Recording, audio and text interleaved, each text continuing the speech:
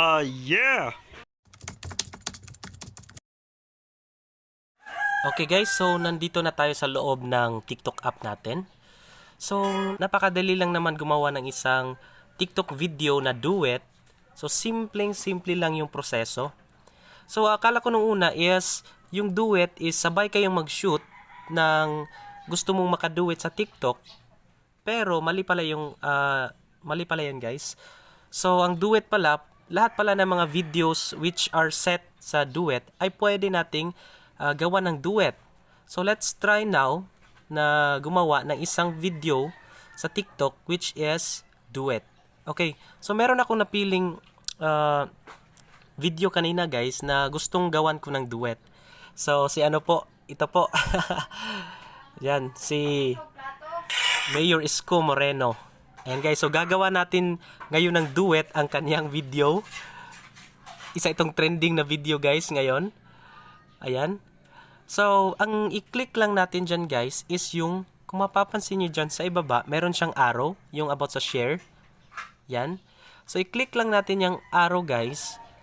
Pagkatapos, ayan, dito sa ibaba, meron diyang nakalagay na duet. So, i-click natin yung duet guys. Then, hintayin nating mag-load yung video para makagawa na tayo ng duet. Okay? A few moments later. So, after natin ma-download yung video guys, so, uumpisahan na natin gumawa ng duet na TikTok video. Okay, let's go!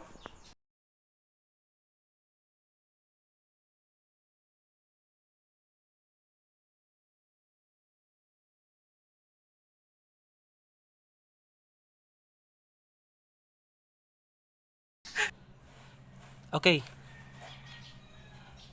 Okay, pagkatapos nating ma-shoot yung ating duet video guys, i-click lang natin itong next. Ayan. Okay, pagkatapos ma-click ng next guys, pwede na natin siyang i-post. So, i-click lang natin yung post para may post ng ating duet video. Ayan, so hintayin lang nating mag-load guys. Okay, titingnan natin dito sa ating TikTok page. So, ayan na guys, yung ating video, duet video with Mayor Isko Moreno. Ayun. Okay guys, pakinggan natin.